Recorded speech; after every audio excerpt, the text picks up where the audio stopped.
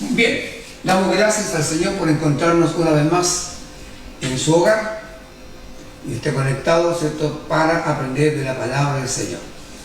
Es una tarea enorme que se nos ha encomendado, pero también lo hacemos con agrado, con cariño. Si quisiera orar por sus vidas, quisiera que también pudiéramos presentarnos delante del Señor para que el Señor se glorifique en su corazón y me ayude a mí en esta jornada que está llena de sorpresas que vamos a encontrar. Padre, te damos gracias, te alabamos, te bendecimos, te glorificamos por este bien, por esta tu bondad.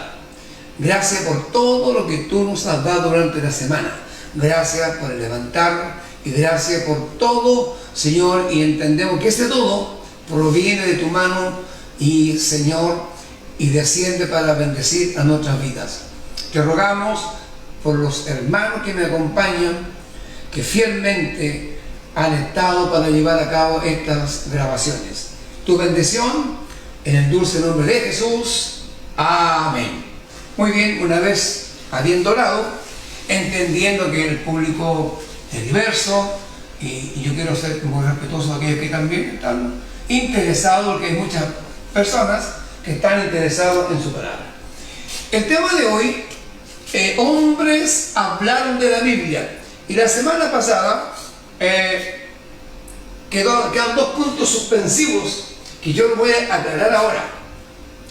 Pues ¿por qué? Porque vamos a aprovecharnos que en esta semana que tenemos acá el expositor bíblico que habla de tenemos referencias, ¿cierto? Extractación del libro sagrado, la Biblia y los padres de la iglesia. Si usted tiene el expositor, ¿cierto? Si usted lo tiene, se va a dar cuenta que aquí hay comentarios, hay citas más que nada. Entonces yo voy a explicar el contexto de lo que vamos a ver ahora. Ya vamos a ver posiciones teológicas de la Iglesia Católica, ¿cierto? Posiciones teológicas de alguna secta y la posición también del pueblo de Israel y de la Iglesia primitiva, obviamente. Entonces yo lo invito, en primer lugar, a leer las Escrituras, en donde el texto o la lectura que vamos a dar pareciera que no fuera vinculante, que no fuera relacionado con lo que estamos viendo, pero usted al final se da cuenta que así es muy vinculante. Bien, Esdras, capítulo 10, del versículo 1 al versículo 4. Si usted tiene su Biblia, por favor, Esdras. Muy bien, en el nombre del Señor. Mientras oraba Esdras y hacía confesión, llorando y portándose delante de la casa de Dios, se juntó a él una muy grande multitud de Israel, hombres, mujeres y niños, y lloraba el pueblo amargamente. Entonces respondió Secanías, hijo de Jehiel, de los hijos de Elam, y dijo a Esdras: nosotros hemos pecado contra nuestro Dios, pues tomamos mujeres extranjeras de los pueblos de la tierra, mas a pesar de esto, aún hay esperanza para Israel. Versículo 3, ahora pues, hagamos pacto con nuestro Dios, que despediremos a todas las mujeres y los nacidos de ellas, según el consejo de mi Señor y de los que temen el mandamiento de nuestro Dios, y hágase conforme a la ley. Versículo 4, levántate, porque esta es tu obligación, y nosotros estaremos contigo. Esfuérzate y pon mano a la obra. Y según el expositor bíblico, el texto a memorizar está en Salmo 139, versículos 8 y 9. En el expositor en error dice 89, pero es 8 y 9. Pero para aclarar esto, vamos a tomar el texto, el versículo 1 de Salmo 139, para complementar, ¿cierto?, de una u otra manera el texto que vamos a leer a continuación, que dice así: si subiere a los cielos, allí estás tú, y si en el Seol hiciere mi estrado, he aquí, allí tú estás. Sí, perfecto. Si tomares las alas del alba y habitares en el extremo del mar. A ver, parece que estamos bien ahí, ¿sí? Y habitares, dice, en el extremo del mar. Perfecto. Vamos primero antes de explicar esto, lo que voy a hacer, esta parte que tenemos acá, lo voy a explicar al final, porque ya dije, vamos a hacer una retroalimentación extensa hoy para explicar la clase de la semana pasada, en donde quedó suspendido o quedamos al debe con los puntos, ¿cierto?, de los subtítulos. La Biblia es revelación divina, y fuimos complementando, y relatos maravillosos y sorprendentes que hoy, esta noche, o esta mañana, o esta tarde, vamos a hacer un cuadro comparativo, vamos a hacer las relaciones que están indicadas acá. Así que, una vez aclarado esto, vamos a empezar la clase. Así que tengan paciencia, por favor. Lo haremos en el nombre del Señor. No vamos a hacer comentarios como otros días, porque el tiempo quiero ajustarlo a la hora y media, hora 20, en que quiero que dure la clase en esta noche. En la semana pasada decíamos que la Biblia era revelación divina. Y referíamos la semana pasada, ¿cierto?, a opiniones sobre la Biblia. Entonces, quiero volver al texto. Acá, la Biblia es revelación divina, está, ¿cierto?, involucrada o vinculada con la retroalimentación. Vamos a enfatizar en los dos subtítulos de la semana pasada, y en eso vamos a entrar básicamente en esta clase, porque la explicación es un tanto larga, así que Dios les bendiga. Ahora bien, la posición que tenía Israel, ¿cierto?, en el Antiguo Testamento, era firme en su creencia. Sus 39 libros eran verdaderamente la palabra de Dios. Y atención, los 39 libros considerados santos para ellos. Pero a pesar de todo esto, hubo un rey que quiso quemar las Escrituras. En Jeremías 36, ¿cierto? Y este rey Joacim, en el versículo 23, dice así, para una explicación: lo rasgó el rey, en este caso Joacim, con un cortaplumas de escriba, y lo echó en el fuego que había en el brasero, hasta que todo el rollo se consumió sobre el fuego que en el brasero había.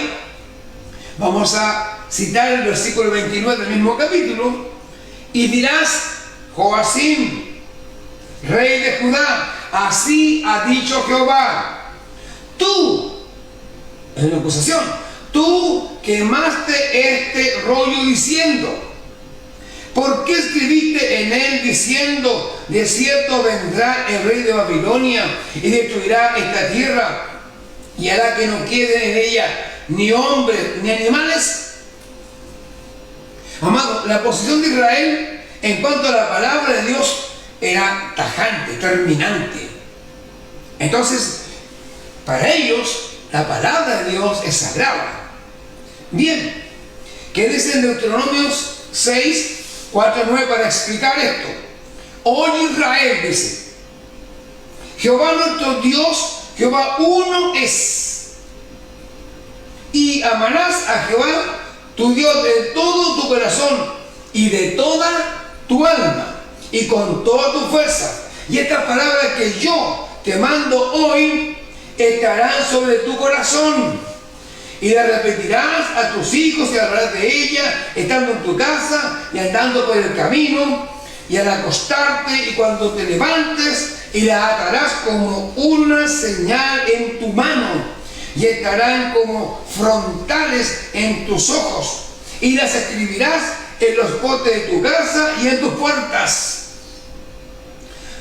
Fíjese usted la posición de Israel, absolutamente, ¿cierto? Había una cercanía por un mandato de Dios que debían de amar la palabra y obedecerla. Fíjese usted que es importante considerar cómo se le instalaban. Dice que ahora estarán sobre tu corazón. Ahora, ¿Cuál es la posición con respecto a la palabra de la iglesia primitiva?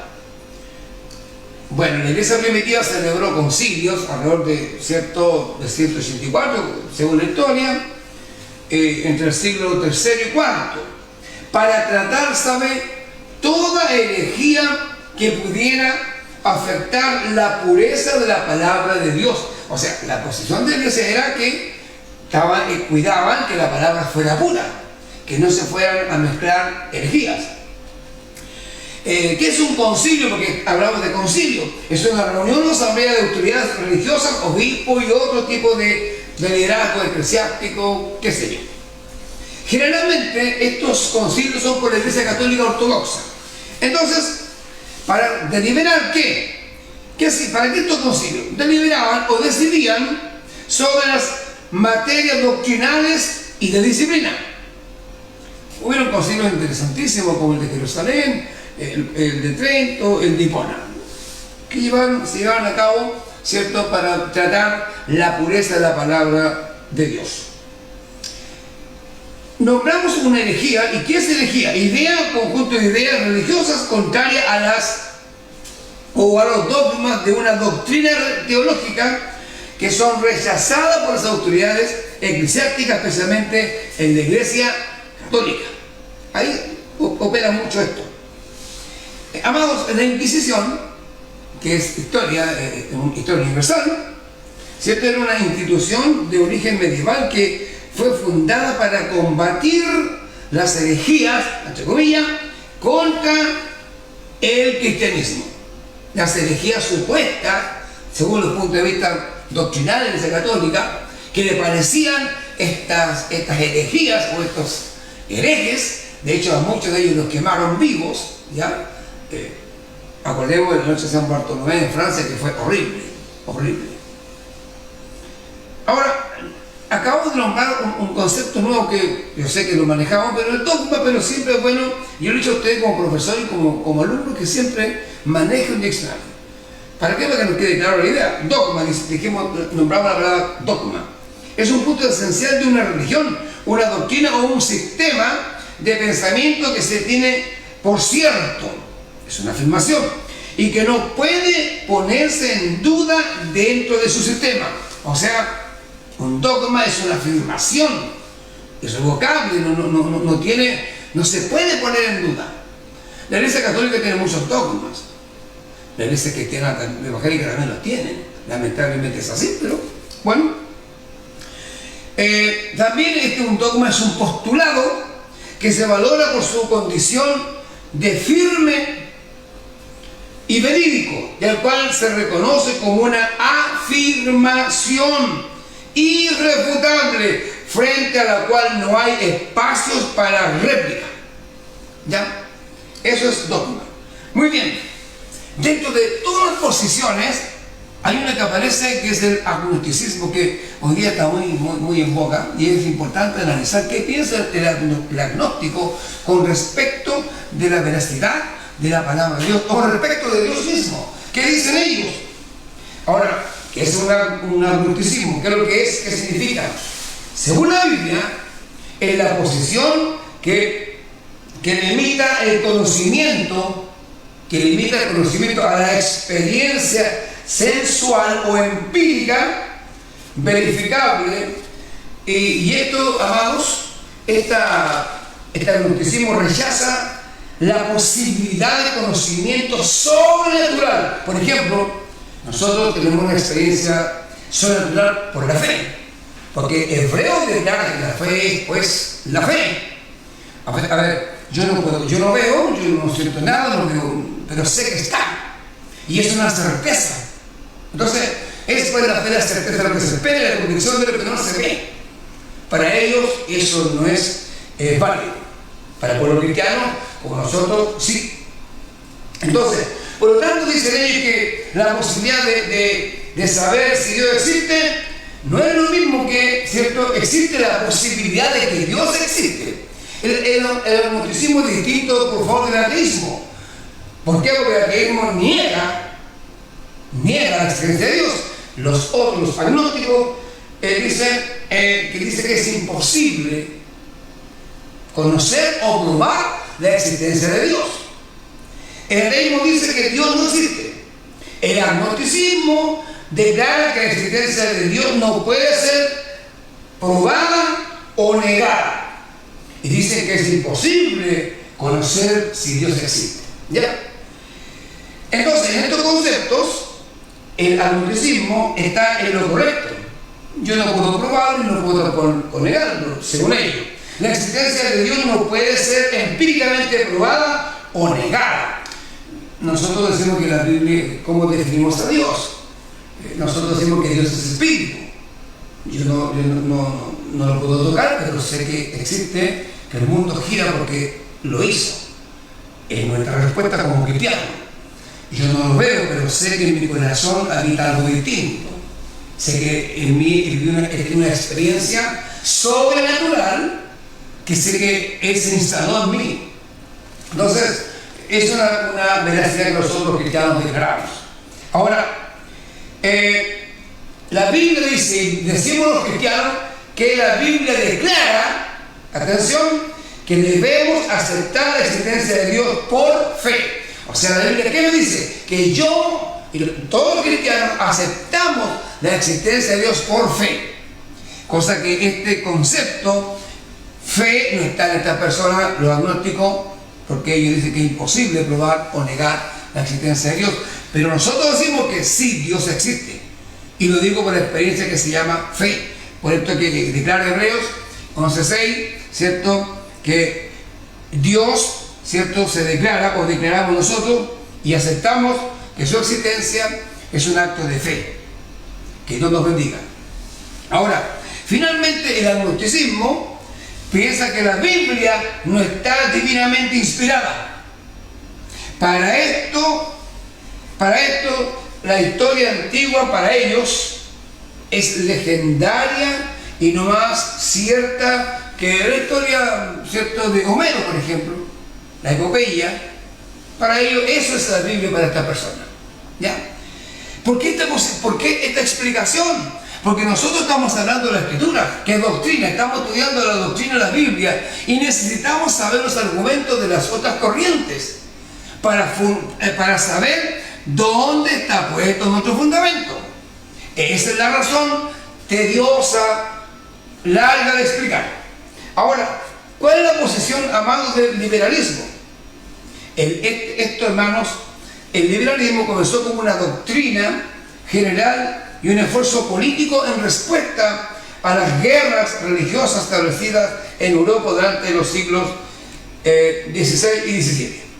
Nos preguntamos entonces, ¿pero qué es el liberalismo? Es un enfoque religioso que abraza positivamente la diversidad teológica. Y hoy día hay mucha diversidad teológica, mucha. Entonces podríamos decir que estamos en una época que el liberalismo ha tomado una acentuación profunda. Entonces, una diversidad teológica, dijimos, de los integrantes de una congregación o denominación religiosa. Es importante que cada iglesia que tenga una identificación, tenga un lineamiento, una línea teológica. ¿Ya? Cuando eso no ocurre, es una iglesia que yo creo que no va a tener un buen fin. Porque nosotros como iglesia tenemos que tener una línea, tenemos que tener un fundamento. Para nosotros cristianos el fundamento es Cristo. Pero ¿cómo yo puedo hablar de un fundamento si no conozco el fundamento? Entonces las Escrituras me van a revelar y me están revelando el fundamento que es Cristo del Señor. Entonces es súper importante esto. Ahora, para ellos lo más importante es la libertad del pensamiento humano. Y una de las libertades, dicen, cierto, fundamentales de todo ser humano es la de elegir y practicar sus creencias religiosas. O sea, yo tengo mi práctica según mi pensamiento, según la libertad que me da, cierto, el derecho que como ser humano. El liberalismo es la doctrina, amado, que afirma que no hay ninguna verdad. La Biblia dice, y Jesús dijo, yo soy la verdad. Entonces una iglesia que tiene a Cristo como centro principal tiene la verdad, está centrado en la verdad. Un hombre muy famoso, un liberal, el más famoso liberal de todo el siglo XX, Harry Emerson Forsyth, dice que cuando va a las escrituras con una mente acostumbrada a funcionar en el modernismo, se encuentra en un mundo extraño. O sea, para él toda la escritura es extraña. ¿Por qué dice esto? Porque dice que el hombre tiene una mente acostumbrada a funcionar en el modernismo, en la aceptación de que nada es absoluto, en la aceptación que, cierto, yo puedo tener un pensamiento dispar de todo el mundo porque yo tengo una libertad como ser humano, tengo derecho a pensar lo que yo quiera. Ahora, nos preguntamos entonces, esta afirmación contrapone, amados, la astronomía, por ejemplo, moderna, con la Biblia, que el sol y la luna permanecen, ¿cierto? A ver, voy a explicar un poquito. Esta doctrina entonces contrapone la astronomía moderna con la Biblia. Señala esto, que el sol y la luna permanecen inmóviles en la sombra regresiva de un reloj de sol. La biología y el hecho de que como el cuerpo de Eliseo, por ejemplo, otro ejemplo, con otro cuerpo muerto y vuelve a vivir, Eliseo dice que estaba solo en los huesos. ¿Cómo puede que estos huesos de Eliseo vuelvan a dar vida a otro muerto que cae y resucitan? Para la biología de ellos, este es un hecho que no puede repetirse, porque biológicamente no podría ocurrir que dos cuerpos se tocasen, que cayese uno muerto y estaba el cuerpo de Eliseo en la tumba, y que vivan. O sea, que ocurre un golpe de cuerpos y estos vivan. Para ellos no tiene asidero, eso no puede ser verdad. Entonces, es un tema bastante delicado de tratar y hay que profundizarlo mucho más, pero el tiempo mío no está para eso. Yo quiero dar algunos pincelazos de esto, ¿ah? Así que Dios nos bendiga. ¿Por qué esto? Porque nuestra mente no está acostumbrada a funcionar, o mi mente tiene un funcionamiento moderno, y la palabra del Señor no tiene este funcionamiento moderno. La palabra de Dios es un hecho real, y eso yo lo acepto por fe. Yo creo que efectivamente cuando Eliseo fue lanzado, el que estaba muerto resucitó, porque Dios tiene poder. Dios tiene poder y ejerce el poder de Dios en la resurrección. Entonces, yo entiendo cuando el sol, ¿cierto? Cuando uno dice, sol detente en Gabaón, y el sol se detuvo. Pero para ellos no, pues eso es inmóvil, eso permanece ahí. En cambio dice que el sol se movió. Los grados de la tierra se movieron, ¿cierto? Porque estaba peleando una batalla Israel y sol, detente. Y el sol se detuvo. ¿Qué pasaría con una explicación, cierto, este tipo racional? No tiene concordancia. Ahora, ¿qué piensan las sectas de la Escritura ahora? ¿Qué piensan ellos? Dijimos la semana pasada que esta reconocida la Biblia solo de labios, ¿se acuerdan? Dicen, sí, es la palabra de Dios. Y consideran sus escritos iguales, dijimos, o superiores que la Biblia. Por ejemplo, la ciencia cristiana enseña que el libro de su fundadora, Mary Baker, ofrece el sentido espiritual, imagínense, ofrece el sentido espiritual completo de la Biblia. A través de su libro o revista que vende, que se llama Ciencia y Salud, dice con claves de las Escrituras. O sea, la interpretación que ella da es la correcta. El mormonismo, esta secta enseña que el libro de Mormón, que fue escrito en 1830, decíamos, debe ser considerado en igualdad con la Biblia. Eso estuvimos viendo la semana pasada. Los testigos de Jehová, su fundador, Cierto Russell, anuncia que en su primera página de su estudio en las Escrituras, se llama el libro de ellos, ¿cierto? Que es mejor leer sus comentarios, lo afirma él, y lo sugiere, y dejar de leer la Biblia.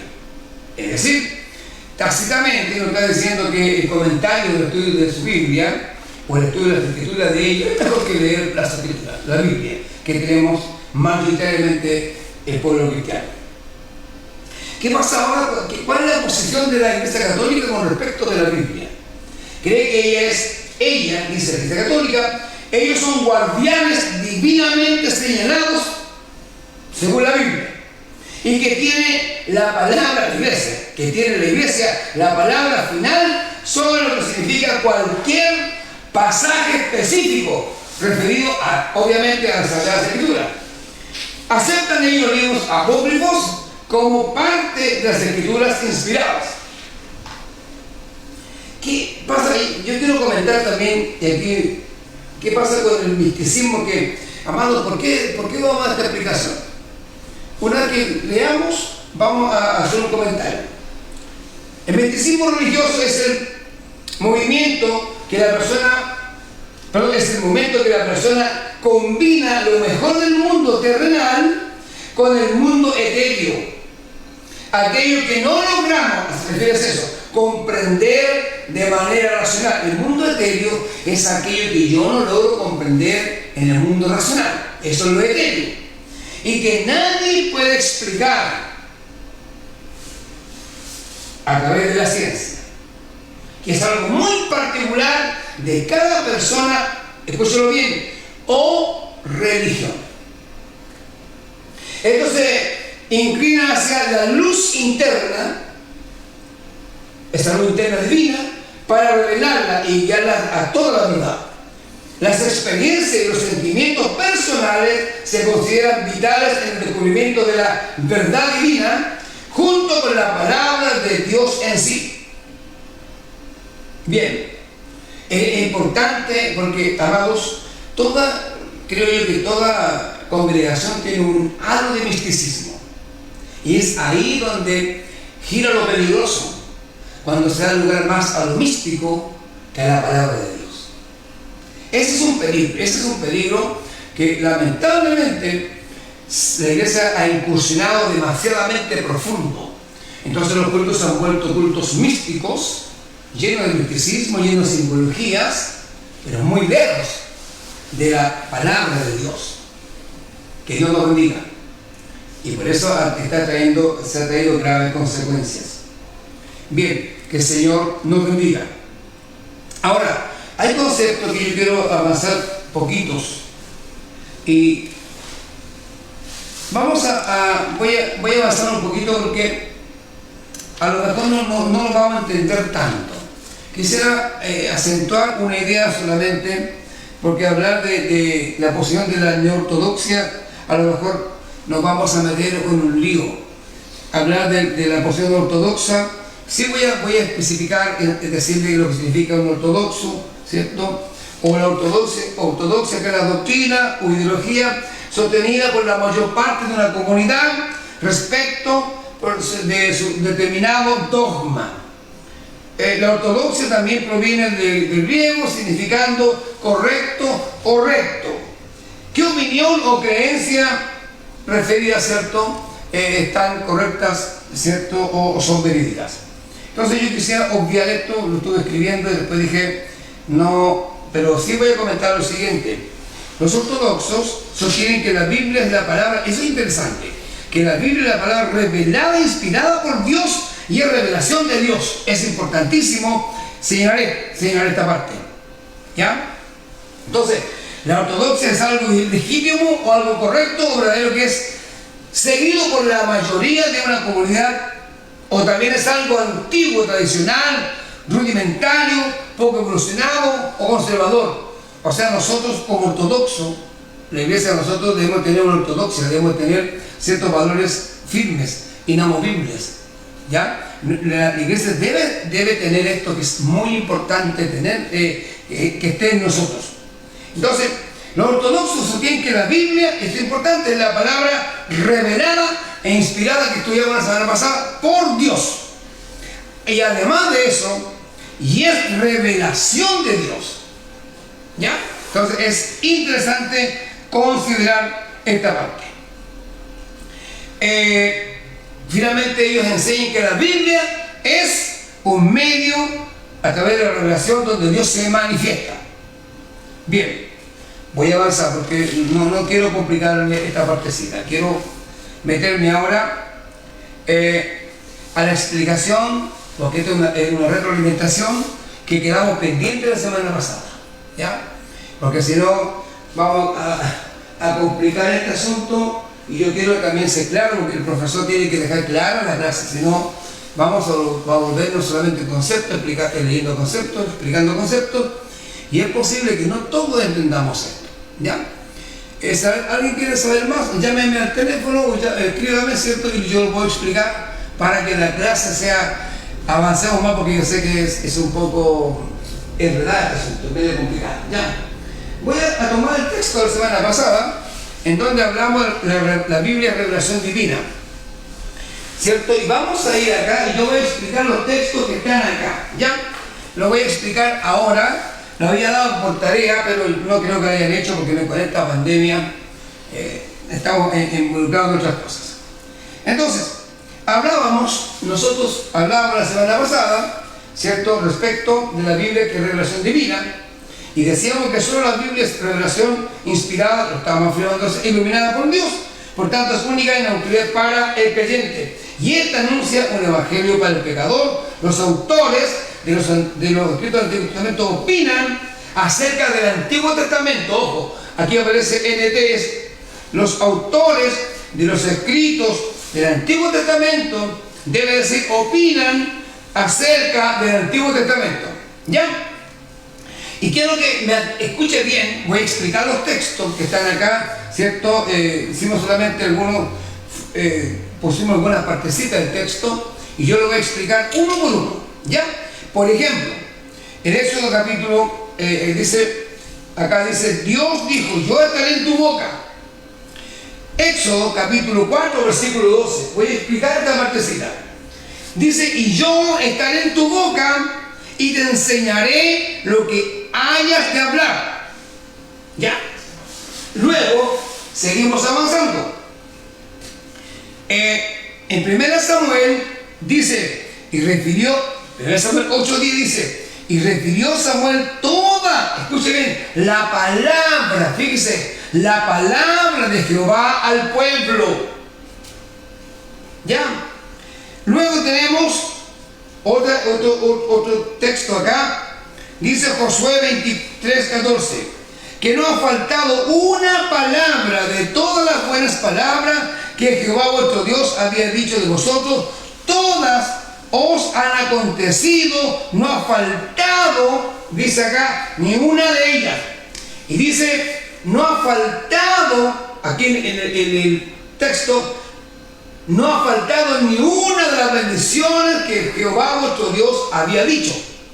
Y aquí en Josué, eso está en Josué 23:14, que no ha faltado una palabra de todas las buenas palabras que Jehová vuestro Dios había dicho de vosotros, todas han acontecido, no ha faltado ninguna de ellas. Entonces ahí está el texto, usted puede escribirlo. Después dice Isaías, ¿ya? Muy bien. Vamos a ir ahora a 2 Samuel 23, 2 y 3. El Espíritu de Jehová ha hablado por mí, y su palabra, escuche bien, ha estado en mi lengua. Bien, seguimos. El Dios de Israel ha dicho, me habló la roca, con mayúsculas de Israel, habrá un justo que gobierne entre los hombres, que gobierne en el temor de Dios.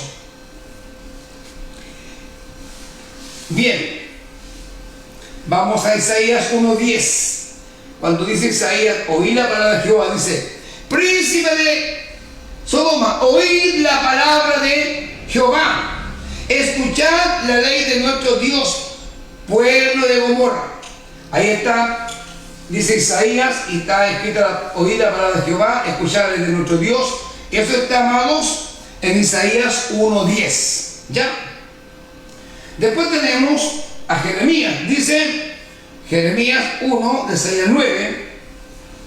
Dice, y yo dije,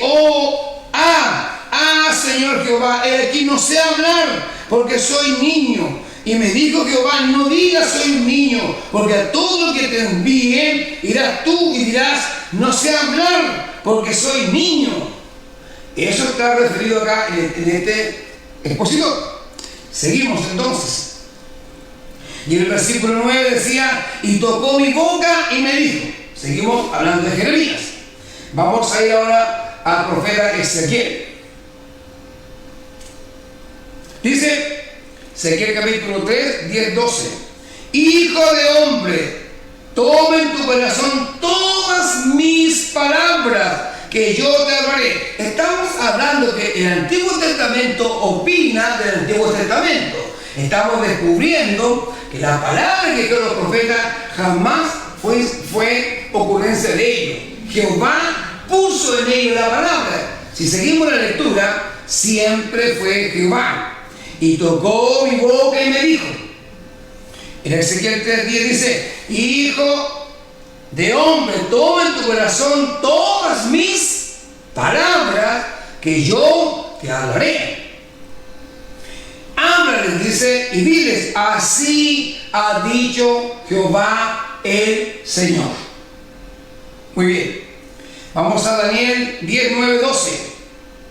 Especialmente el versículo 9 dice: pero oí el sonido de sus palabras, y al oír el sonido de sus palabras caí sobre mi rostro. Versículo 11.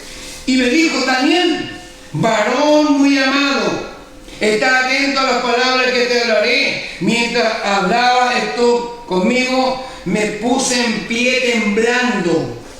El versículo 12 entonces me dijo: Daniel, no temas, porque desde el primer día que te dispusiste tu corazón a entender y humillarte en la presencia de tu Dios, fueron oídas tus palabras, y a causa de tus palabras yo he venido.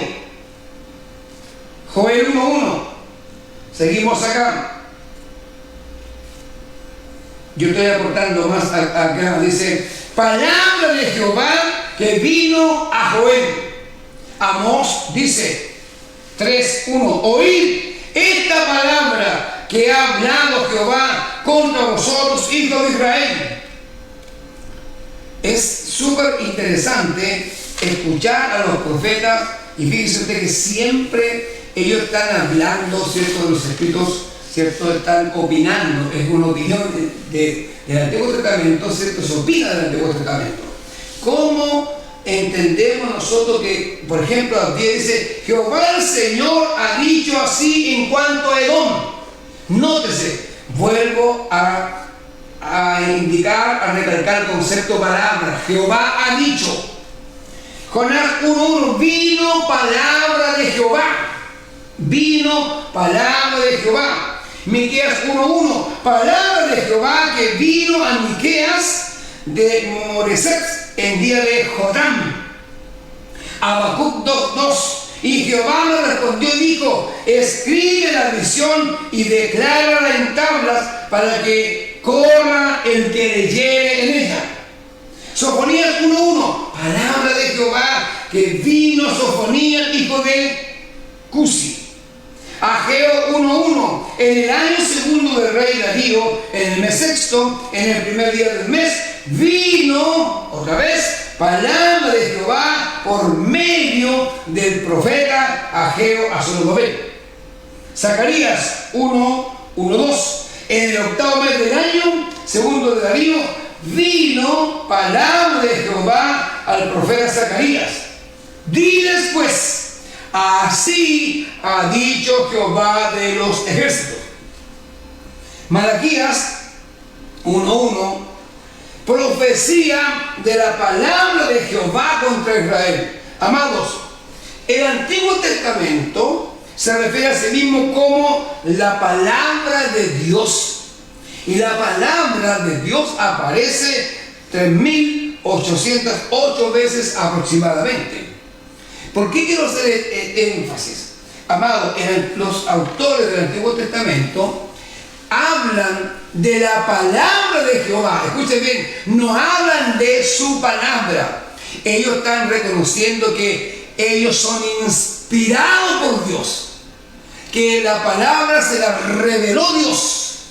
Cuando dice la palabra de Dios, la palabra con mayúscula, la palabra de Dios, y dijo Jehová, no es inspiración de ellos, Ellos, ¿cierto?, han sido los instrumentos, han puesto la boca, los labios, pero la palabra es de Dios. Entonces, esa es la opinión, ¿cierto? Esa es la opinión que habla el Antiguo Testamento de sí mismo. Entonces, es interesante, amados. ¿Por qué? Porque estamos estudiando la doctrina de la palabra de Dios, estamos estudiando la doctrina de la Biblia. Entonces, nosotros tenemos que entender esta parte. Entonces, que el Señor nos bendiga. A mí me llama la atención y quiero comentar respecto al misticismo. ¿Y qué pasa, hermano, en las manifestaciones, ¿cierto? Y siempre hay que tener mucho cuidado en estas consideraciones, cuando hermanos se atribuyen eventos sobrenaturales que Dios está hablando, pero si no está la palabra de Jehová en la boca de aquel, hay que empezar a orar y clamar al Señor. Que Dios les bendiga. Porque si hay algo claro, es la palabra de Dios. Y eso hay que darlo por sentado. Entonces, para esta partecita que parecía tan confusa la semana pasada, yo la estoy explicando, amado. Vuelvo a explicar acá. Dios dijo: yo estaré en tu boca. Acabamos de leer, ¿cierto?, la referencia dada. Finalmente dijo Ageo: así ha hablado Jehová de los ejércitos. Yo aquí amplié, ¿cierto?, di mucho más referencias. Ahora, si usted no escuchó, si usted va a tener que volver a escuchar esa partecita, aunque mi voz no es tan agradable seguramente, pero si usted está interesado, va a volver atrás, ¿cierto?, va a escuchar otra vez esta partecita que yo acabo de explicar. Me llama la atención, cuando Habacuc dice: escribe la visión, grábala en tabla para que pueda leerse de corrido. Ageo dijo: así ha hablado Jehová de los ejércitos. Es decir, los autores acá opinan acerca del Antiguo Testamento. Yo quiero explicar. La palabra es revelación divina. Y aquí queda claro que los profetas hablaron porque el Señor se los reveló. Eso se refiere a este punto. Ahora, es fantástico y es maravilloso lo que vamos a explicar ahora. Que aquí vamos a demorarnos un poco más. ¿Cómo andamos en el tiempo? Ya vamos a avanzar. Si vamos aquí saliendo de esto, me interesa esta partecita bien. Vamos, amados, relatos maravillosos y sorprendentes. Ya, aquí dice: los escritores del Nuevo Testamento citan acontecimientos y pasajes del Antiguo Testamento que están relatados en sus escritos. Los autores o los escritores del Nuevo Testamento citan pasajes del Antiguo Testamento, ¿cierto? Y lo voy a continuación a explicar. Por ejemplo, tenemos acá el número 1, refiere, amados, según el texto, a la institución del matrimonio. Este es Marcos 9:4-6.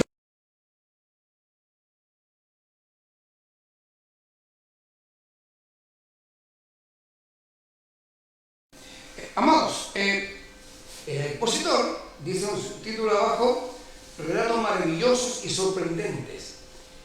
Están narrados en el Antiguo Testamento, pero están escritos en el Nuevo Testamento. Vamos a hacer ambas cositas para ayudarle en esto, porque la semana pasada, ¿cierto?, se nos fue el tiempo y no lo expliqué. ¿Ya? Por ejemplo, Marcos, ¿cierto?, nos habla de la institución del matrimonio. ¿Ya? Marcos nos habla, Marcos 16, capítulo 6, versículo 4-6, nos habla de la institución del matrimonio, que está acá en el expositor como el número 1. Pero esta misma relación la encontramos en Génesis, capítulo 2, versículo 4. Amén. Luego, encontramos como punto 2, caída del hombre. ¿Ya? Esto dice en Romanos 5, del 2 al 19. En el Antiguo Testamento, la referencia que hace el Nuevo, encontramos un texto, Génesis 3, del versículo 6 al 8. Acá, amamos, entonces lo señalado que es la caída del hombre. En el punto 3 que está acá, dice el arca de Noé. Pusimos acá, aparece la cita segunda de Pedro 3:6. En el Antiguo Testamento, la narración se encuentra en Génesis 6, del 14 al 16. Estos son sorprendentes y maravillosos pasajes, ¿cierto?, que están relacionados. Vamos al punto 4, el nacimiento de Isaac. Ya, ¿dónde citamos acá? En Gálatas 4, voy a editar acá solamente el texto. En Gálatas,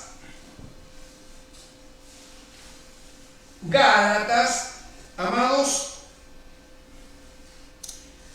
4:23, encontramos, ¿cierto? 4:23, el nacimiento de Isaac. En el Antiguo Testamento, ¿dónde está referido esto? Lo encontramos, ¿cierto? Acá. Perdón. En el número 4 lo encontramos en Génesis, nuevamente. Génesis 19, versículo 26. Ahí está, ¿cierto? Punto 5, el Éxodo. ¿Ya? Encontramos en el Nuevo Testamento, encontramos Hechos, acá está referido en Hechos 7:36. Lo encontramos acá en el relato del Antiguo Testamento, lo encontramos en Éxodo capítulo 12, ¿cierto? Y capítulo 14. Los dos capítulos, amados, hablan del éxodo de Israel. Bien. 6, encontramos acá, ahora, según el expositor, encontramos Elías y la sequía, ¿cierto? Elías y la sequía está en Santiago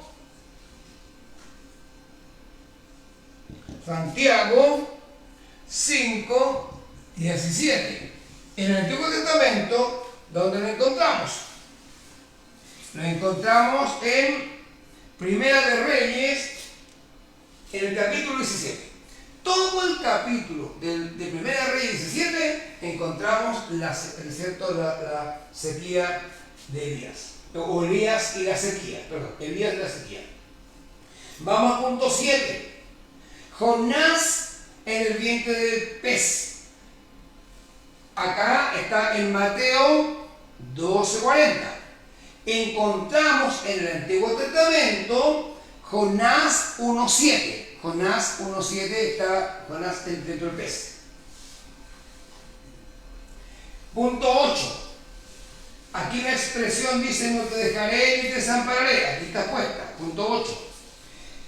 Hebreos 13:5 está escrito. Y en el Antiguo Testamento dice Josué 1:5, te encuentra la referencia, ¿cierto?, señalada para este caso.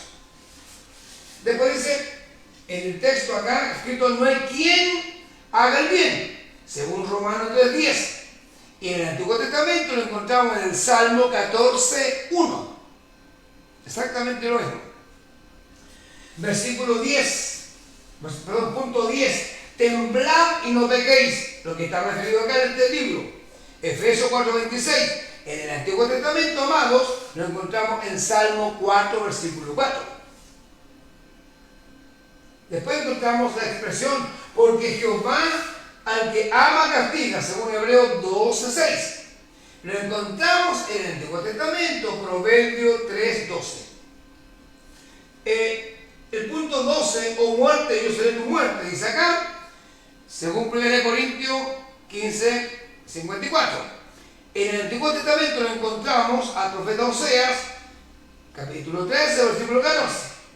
Finalmente, el punto 13, que también está referido acá, y todo el que invoque el nombre de Jehová será salvo. Romanos 10:13. Vamos a Joel, capítulo 2 y versículo 32. Mire que maravilloso cómo la palabra de Dios se revela, ¿cierto? Y cómo se manifiesta y cómo va iluminando la verdad. La palabra de Dios, decimos que va iluminando el camino al pecador. O sea, en el Antiguo Testamento, en el Nuevo Testamento, ¿cierto?, son coincidentes, que esa es una maravilla. Todos los hechos que son maravillosos, prodigios tan bellos, los antiguos escritores y los nuevos son coincidentes. Esa es la maravilla de la palabra de Dios. Ahora bien, esto ya es más lectura, más información que también aparece, amados, y ahora vamos a volver al punto que nos convoca el texto, y ahora sí que voy a borrar, porque ahora vamos a entrar en área, ¿cierto?, que nos corresponde. Y luego vamos a terminar citando a grandes hombres que aman la palabra. Y quiero explicar la lección, ¿cierto?, el texto que tomamos de Esdras 10:14. Entonces dirá, pero pastor, ¿por qué tomamos esa cosita? ¿Cuál fue la razón, amados? Dice que en lección, hombres hablaron de la Biblia, ¿cierto? Bien, voy a explicar el texto, no lo va a poder leer otra vez. Esdras 10, lean usted una vez, del 1 al 4. ¿Qué encontramos acá? Encontramos amados, un movimiento de renovación. Después de haber orado, dice el texto, descendió sobre el pueblo de Dios una intensa, escúchelo, intensa convicción de pecado, ¿ya? Y se sintieron culpables, hubo un sentir de culpabilidad. Y dijeron ellos, nosotros hemos pecado contra nuestro Dios, pues tomamos mujeres extranjeras. Amados, en este texto que tomamos de Esdras, el tratamiento es directo, es específico. Ellos estaban contra la ley de Moisés, estaban actuando el pueblo en ese momento contra la ley de Moisés, que había dado una orden específica. Ellos se apartaron de la palabra de Dios, ¿ya? Se apartaron de la palabra de Dios. Entonces, y ellos dicen, después que se dan cuenta, reaccionan, bueno, hagamos un pacto con nuestro Dios, despidamos a las mujeres y los nacidos de ella. ¡Qué decisión! ¿Por qué? Vamos a explicar que Dios había dado una orden que no debían de casarse con extranjeros. Lo hicieron. Ahora bien, ¿cuál es la lección que yo extraigo y quiero compartir con ustedes? Pero pastor, todo lo que te dijo anterior tiene un significado, hermano. Dice que la palabra de Dios es perenne, es pétrea, es eterna, no se modifica, no cambia. Y entonces yo les cité todos estos textos que comparamos la línea del Antiguo y Nuevo Testamento. Hicimos las posesiones de Israel, cómo ellos consideran la palabra santa, sagrada. Vimos la posición de la Iglesia Católica, cómo piensan acerca de la palabra de Dios. Vimos la posición de la Iglesia primitiva. Ahora vamos confrontando con la palabra. Lo que significa confrontar o afrentar la palabra. En eso tiene que usted centrar la lección ahora en la clase. ¿Qué aprendemos de esto? ¿Cuál es la lección para nosotros? Vino, amados, temor reverente ante el mandamiento de Dios. De pronto despertaron. 2, no solo leyeron la palabra de Dios, la estudiaron. ¿Me escuchó? La estudiaron. Luego, permitieron que la palabra se abriera camino en sus corazones. Es decir, dejaron que la palabra hiciera surco en sus vidas. ¿Ya? Bien. Fueron advertidos de haber violado las normas de Dios. Yo estoy hablando en el contexto de Esdras. Esdras, ahí estoy situado. Esdras 10 del 1 al 4. Ya, ahí estamos situados. También fueron advertidos de haber violado, miren qué grave. Ellos violaron la palabra de Dios. Entonces, avancemos. Ellos no buscaron explicación, no buscaron excusa, ni el intento de ocultar lo que habían hecho. Ellos declararon lo que hicieron. ¿Sabe usted cuál es el efecto de la palabra de Dios que provoca eso? Declara el pecado de la palabra de Dios. Saca luz al pecado, lo pone en el camino al pecado. Bien, se presentaron y lo confesaron. El pueblo se presenta y lo confiesa. Amados, en el punto como lección que yo saqué, el quebrantar la ley de Dios es grave, es muerte. Quien quebranta la palabra de Dios muere. 9. La experiencia de este quebrantamiento les provocó tristeza en sus corazones. Amados, la experiencia, porque se quebrantaron, le provocó gran tristeza en sus corazones. Fueron quebrantados, fueron despedazados por lo que de pronto reaccionan, de pronto descubren lo que estaban haciendo. Entonces, cuando es violada la palabra de Dios, tiene consecuencias desastrosas. Amén. El arrepentimiento trae renovación, trae avivamiento. Mire, aquí nos encontramos con el avivamiento de Esdras, que relata Esdras. Aquí lo que hubo, amados, fue un verdadero avivamiento. Cuando hay avivamiento, primero hay arrepentimiento. Amados, avivamiento no es bailar, ni saltar, ni gritar, emitir sonidos guturales. No, avivamiento es arrepentirse. Aquí nos encontramos con un gran avivamiento. Gloria a Dios por ello. Este arrepentimiento trae renovación, dijimos.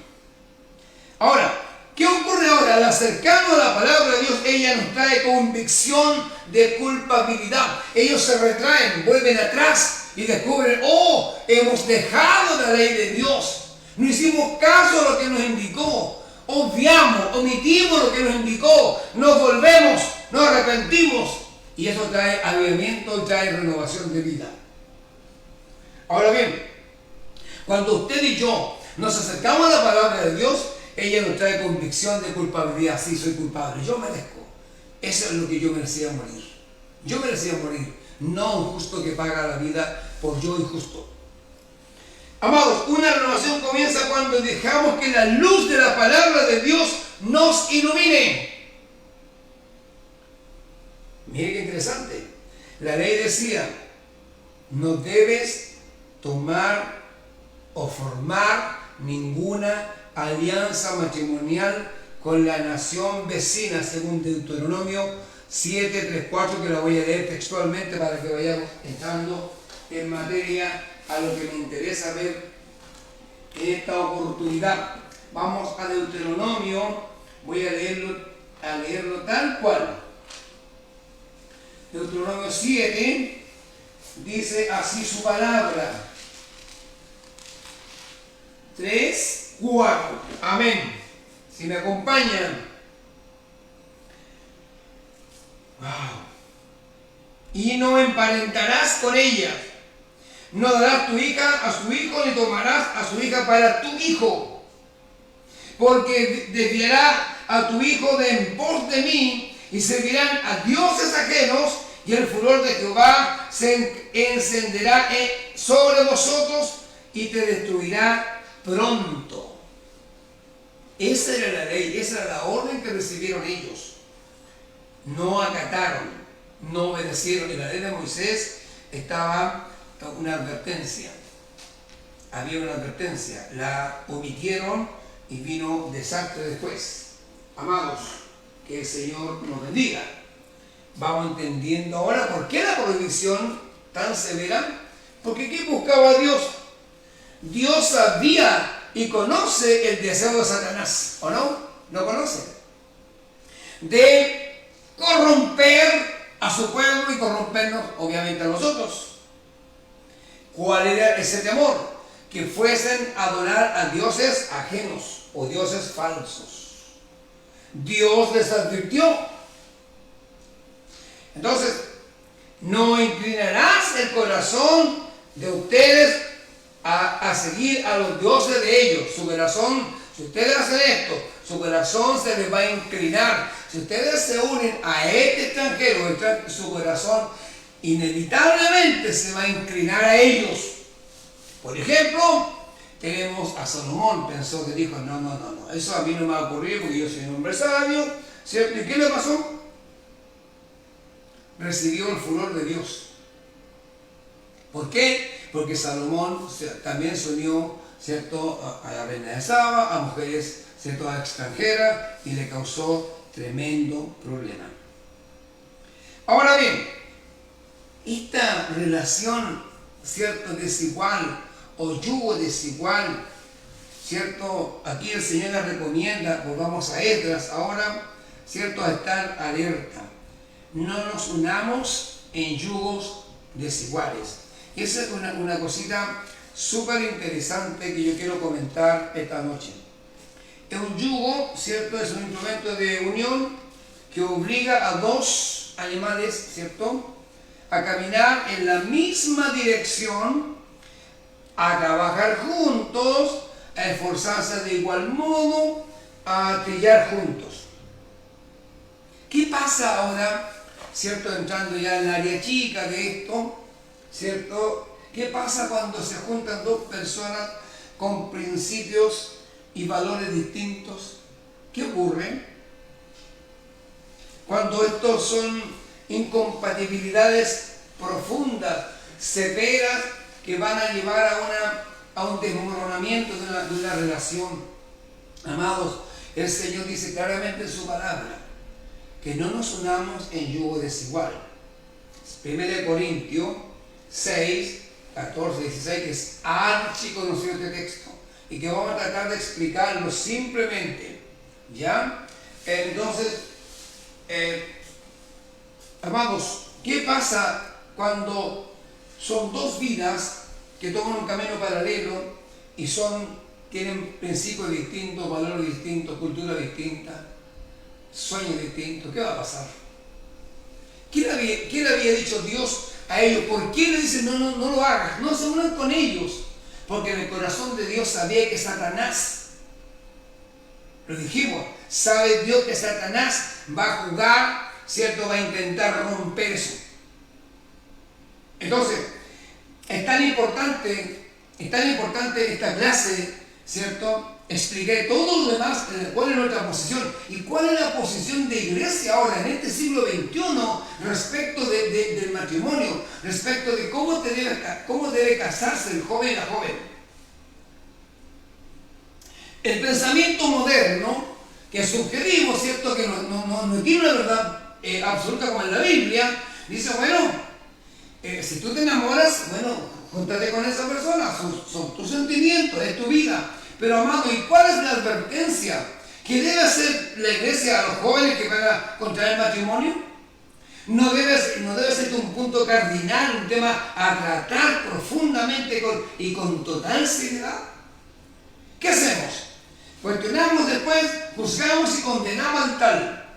Pero la tarea mía y tuya es ahora enseñar la palabra, al enseñar que pusieran la palabra en los frontales de su frente. Para ellos, átalas a tu cuello, le dijeron a los israelitas, átalas a tu cuello la palabra. Entonces, es súper interesante, ¿cierto?, el cuadro que estamos viviendo. Si la palabra de Dios no está acentuada, si no hay principios bíblicos en tu vida, es lo más posible que fracases. Y quiero comentar, yo he visto a muchos ministerios fracasados, jóvenes que pudieron ser grandes ministerios, grandes hombres, damas y caballeros, se casaron en yugo desigual. Pero el yugo desigual no solamente refiere a que yo me case con un gentil, un creyente, una creyente con uno no creyente. Amados, en las iglesias también hay yugo desigual. Hay yugo desigual. Propósitos distintos, ministerios distintos que pueden ocurrir, sueños, proyectos de vida distintos. Hay proyectos de vida que son totalmente diferentes entre Pedro y Carlos, por darle un nombre, entre Pedro y María, por darle un nombre. Y se unen, se atraen físicamente. Y yo te quiero decir que el amor no es un sentimiento. El amor es una decisión, y sobre todo en una familia es una decisión. Y tiene que estar estos elementos, tiene que estar la palabra de Dios atada aquí puesta. Hay tanto fracaso. Los jóvenes hoy día se casan solo por lo sensual, lo físico, por la vista, pero no va más allá. Miren la advertencia que Dios le hizo a Israel: no obedecieron. ¿Y cuántos hoy en día no han obedecido? ¿Y cuántos que van a escuchar no van a obedecer? ¿Sabe por qué? Porque la palabra de Dios es una historia añeja, es un libro más como Homero, como dijeron estas personas, como los agnósticos que piensan, no puede ser la palabra inspirada por Dios. Por eso es tan importante tener una ortodoxia como iglesia, firmeza, seguridad, tener nosotros saber dónde estamos. Y si no la tenemos, si no somos ortodoxos en nuestra forma, si no somos ortodoxos como iglesia, en nuestros principios firmes, sólidos, es por eso están siendo movidos hoy día los cimientos de los jóvenes. Que Dios nos bendiga. Entonces esta palabra ahora me está haciendo vida, ahora me está dando. ¿Por qué tanta explicación para llegar a esto? ¿Por qué? Porque es súper importante. Cuando hay compromisos, hermanos, o grado de compromiso distinto, cuando uno es maduro y la otra es inmadura, sepa lo que van a fracasar. E incluso cuando se casan dos jóvenes, siendo ambos cristianos, y pueden que sean líderes, pero tienen formas de culto distintas, alguien va a tener que ceder, y alguien va a tener que, bueno, ya no me gusta, pero por estar contigo voy a ir. O sea, hasta en eso debemos de fijarnos. Eso se refiere, amados, al nivel de espiritualidad. Hay mujeres cristianas, niñas, que son mucho más espirituales que un joven, que la miró, que la agradó, pero luego se quedan, esa joven se pierden proyectos, se pierden grandes ministerios. Dios nos bendiga. Entonces le está haciendo eco ahora la palabra. Cuesta que la palabra hay que hacer, escarbar un poquito para entender lo que Dios nos quiere hablar en esta noche. Y Janet, que mi esposa se casó con un gentil que era yo, que era un ateo, un tipo sin Dios ni ley. Ay, ¿cómo te resultó? Sí, pero no intente, pregúntele a mi mujer, no intente, porque Janet lloró por años lágrimas, porque se casó con un ateo. Yo conozco jóvenes que están aquí en mi iglesia ahora que también se casaron, niñas cristianas con gente con no creyentes. Esa apuesta es muy difícil. Yo te advierto que no intentes jugar. Que Dios le bendiga. Ahora, cuando hay énfasis doctrinal distintos, formas de cultos diferentes, entonces aplauso, entre honor, de gloria a Dios, entonces nos encontramos, bueno, ¿qué hago? Capenane tú. No, esto no es un juego, amados. Esto no es un juego. Ahora, cuando hay interferencia paternal de familia, yo te doy mi hija, pero si tú te vas a mi iglesia porque esa es la verdad. No. La verdad es Cristo. Esa pugna, ese deseo de ganar. Por sobre todas las cosas, el joven debe buscar a Dios, inquirir de Dios. Señor, ¿qué dice tu palabra al respecto? El Señor los bendiga.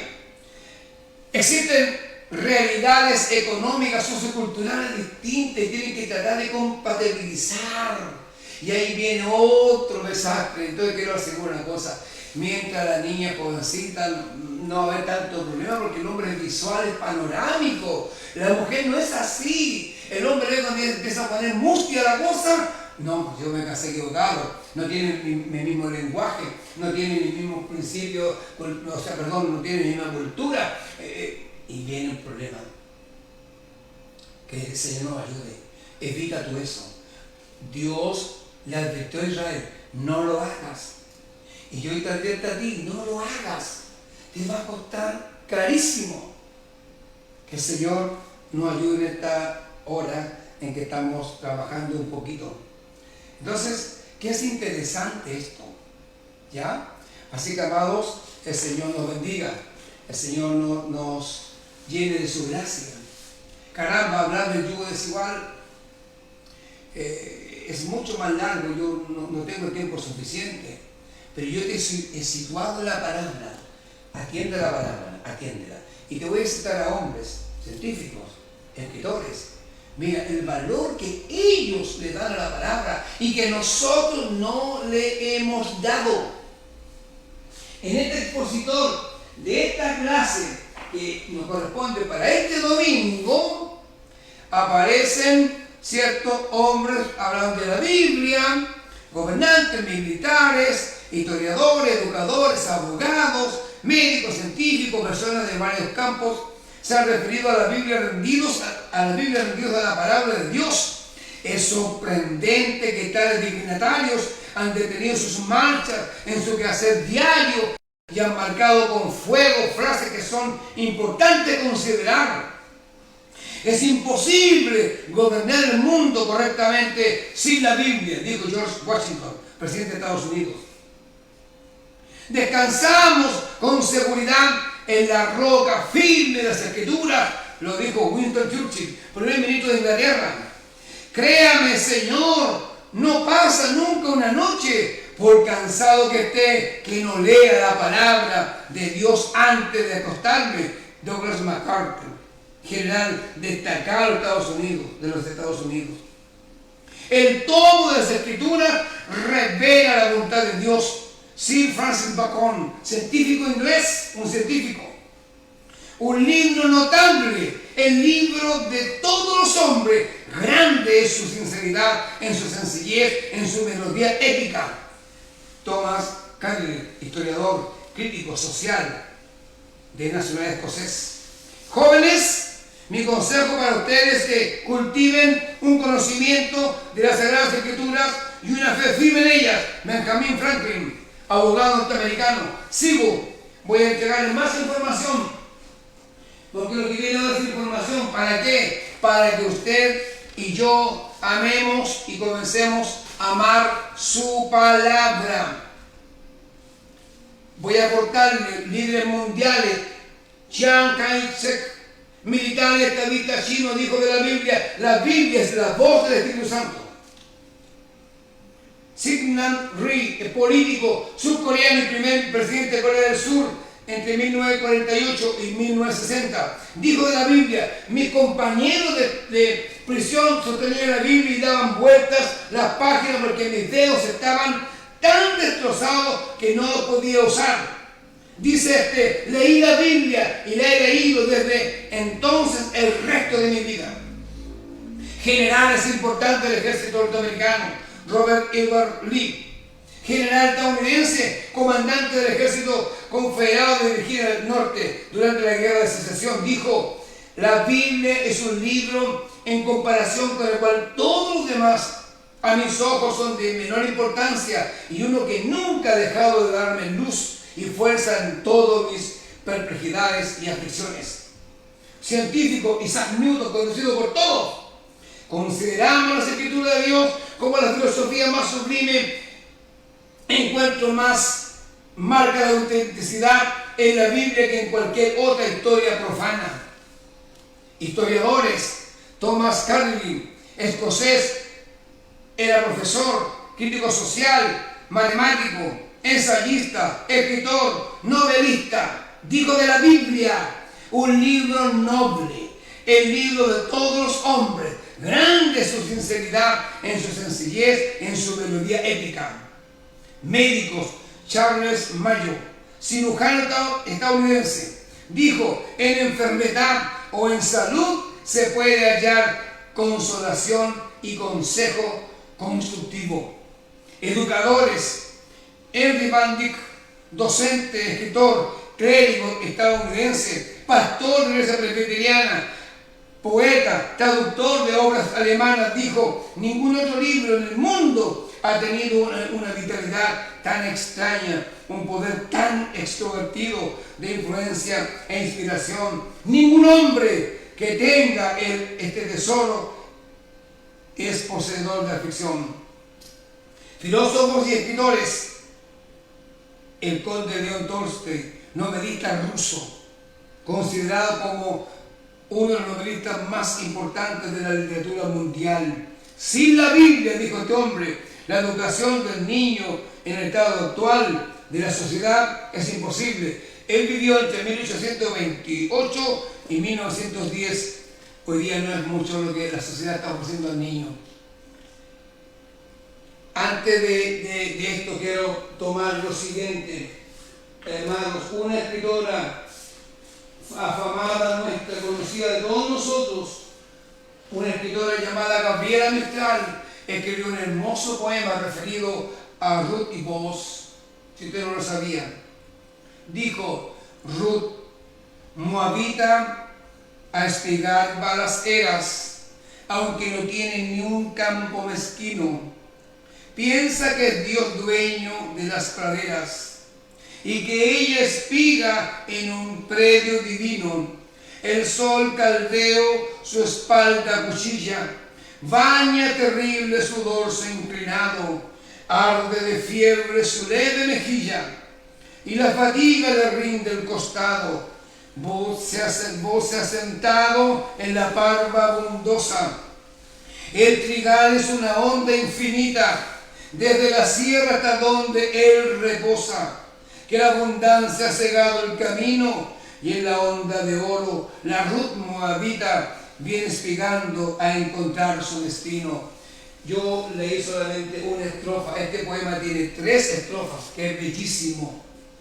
Amados, padres de la iglesia hablaron de la Biblia. Atanasio, padre y doctor de la iglesia, teólogo y obispo, dijo, aparte antes defendió la divinidad del Hijo de Dios. Dijo de la Biblia, fueron habladas y escritas por Dios por medio de hombres que hablaban de Dios. Que ningún hombre añada a ellas, ni tampoco reste nada de ellas. Juan Calvino, teólogo francés, considerado como uno de los autores y gestores de la Reforma Protestante, las Escrituras son la escuela del Espíritu Santo, en la cual como nada se omite que sea necesario y útil para saber, así también nada se enseña que no es beneficio saber. Amados, que el Señor nos bendiga, el Señor nos ayude, nos dé la gracia, estimados, para ser estudiantes, más que estudiantes, hacedores de su palabra. El Señor nos ayude para terminar esta clase. Volvamos al texto memorizado, que es el Salmo 139, versículos 8 y 9. Muy bien, que está acá. Vamos al Salmo. ¿Cómo vamos? Entiendo.